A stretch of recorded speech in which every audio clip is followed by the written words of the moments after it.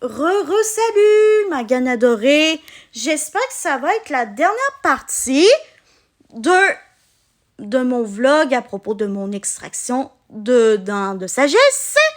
Si vous voulez mieux comprendre c'est quoi l'extraction de dents de sagesse, comment ça s'est passé pour moi personnellement, bref, des petites choses en lien avec le sujet de ce vlog, n'hésitez pas à aller découvrir les parties 1 et 2 avant de regarder cette partie-là. Donc, dans la fin de la partie 2, je vous ai dit que, en plus de prendre de l'acétaminophène, de l'ibuprofène et un antidouleur puissant qui est spécifiquement conçu pour si jamais on ne s'endure plus avec la douleur après notre extraction de dents de sagesse, parce que oui, ça se peut qu'on s'endure plus et c'est bien correct. On se fait aussi prescrire un antibiotique à côté, parce que quand on se fait extraire ces dents de sagesse, on peut avoir des infections. Et puis, vous allez sûrement me poser la question, mais dans la partie 1 de ton vlog, tu avais dit que qu'on ne peut pas siphonner certaines choses avec d'autres bouches pendant quelques jours parce que ça peut augmenter le risque de saignement. À propos des saignements que j'ai vécu après mon extraction de dents de sagesse, ça s'est bien passé de ce côté-là, mais on se fait quand même interdire certaines choses pendant au moins quelques jours pour éviter qu'on ressaigne justement, comme siphonner une bouteille avec un système qu'il faut qu'on siphonne justement pour boire. Siphonner une paille, ça, on peut pas faire ça non plus parce que sinon ça peut empirer les saignements. Et quand on se brosse les dents et qu'on se gargarise avec du rince-bouche, parce que oui, c'est important de se gargariser la bouche après chaque repas pendant quelques jours pour bien désinfecter notre bouche, pour enlever les risques d'infection, pendant quelques jours après le brossage de dents et le gargarisage immédiat de notre bouche après chaque repas. Excusez-moi, j'ai un peu de mal à articuler, c'est incroyable. Alors que d'habitude, je suis tellement capable d'articuler. Mais c'est normal, j'imagine, d'avoir un petit peu de mal à articuler pendant quelques jours après cette intervention-là. Bref, il ne faut pas cracher parce que sinon, ça peut reprovoquer des saignements. Ce qu'il faut faire à la place, il faut se mettre très proche du lavabo, ouvrir grand sa bouche, dedans le lavabo, et tout devrait sortir, que ce soit dentifrice, gargarisage, avec rince-bouche ou sel, en fonction si vous aimez mieux vous gargariser avec du rince-bouche comme moi, ou encore si vous aimez mieux vous gargariser avec de l'eau au sel, ce qui est OK aussi. L'important, c'est que pendant quelques jours après le brossage de dents et le gargarisage de la bouche, il faut ouvrir grand sa bouche, dedans notre évier, comme que j'ai dit, avant de me faire interrompre par une porte, voilà, pour vraiment bien évacuer comme il faut et éviter les risques de ressaignement. Voilà.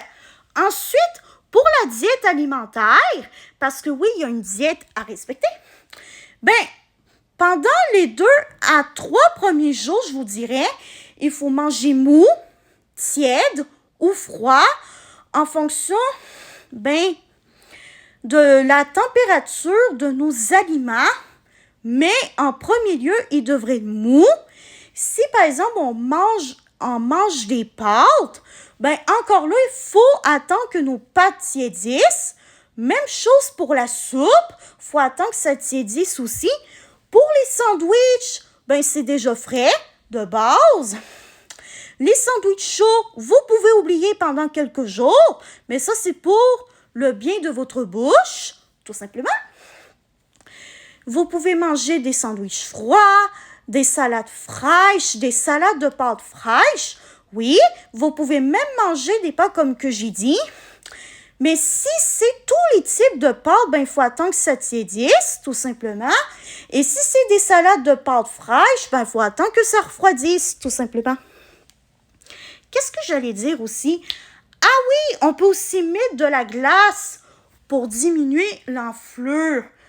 Je ne sais pas si vous voyez, mais c'est définitivement moins enflé qu'hier. Et ça, je trouve ça bien que ce soit moins enflé depuis une coubelle d'heure, et ça, je suis contente. Cette lèvre, la lèvre inférieure, vous voulez que je vous dise une affaire?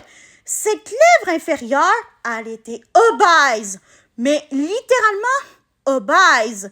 Elle était tellement obèse que je pouvais pas boire mon café que je suis allée me chercher au Tim après mon extraction de dents de sagesse comme du monde, tellement que c'était une grosse lèvre. Mais bon, voilà pourquoi j'avais la lèvre inférieure d'obèse. Tout de suite après mon intervention, mais ça aussi, ma lèvre, elle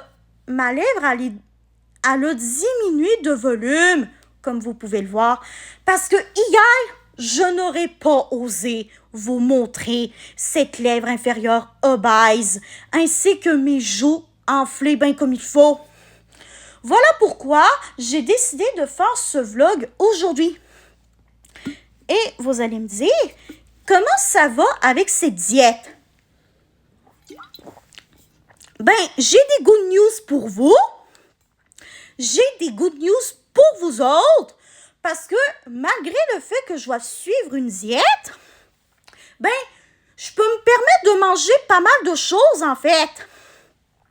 Parce que dans la partie 2, je vous avais expliqué que le relaxant, certes, il m'a relaxé, mais il m'a pas rendu zozute. Il m'a pas vraiment endormi, le relaxant. Parce que j'étais vraiment sur les nerfs, mais grave sur les nerfs, quoi. Et ma famille, elle me disait, mais si jamais tu veux dormir, pas de trouble, tu peux dormir. Eh ben non!